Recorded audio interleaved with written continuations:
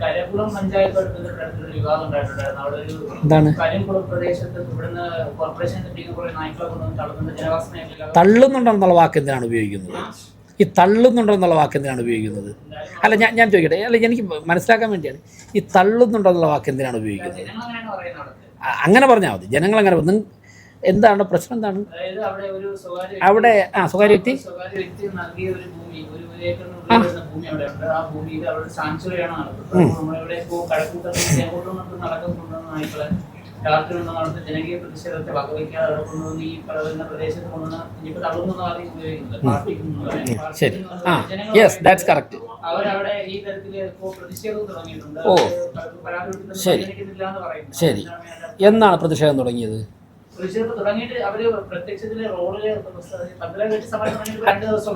ശരി, എത്ര വർഷം കൊണ്ട് അവിടെ നായ്ക്കളുണ്ട്? താങ്കളുടെ അന്വേഷണത്തിൽ എത്ര വർഷം കൊണ്ടുണ്ട്? 8 വർഷം കൊണ്ടുണ്ട്. 8 വർഷം കൊണ്ട് അവിടെ എത്ര നായ്ക്കളുണ്ട്? അല്ല, ഞാൻ ചോദിക്കും, 8 വർഷം മുൻപ് അവിടെ എത്ര നായ്ക്കൾ പാർപ്പിക്കുമായിരുന്നു? ഞാൻ പറയാം 137 ആണല്ലോ. കഴിഞ്ഞ ഒരാഴ്ചയ്ക്കിപ്പുറം 50 നായ്ക്കളെ അവിടെ എത്തിച്ചു. അപ്പോൾ 187 ആയി.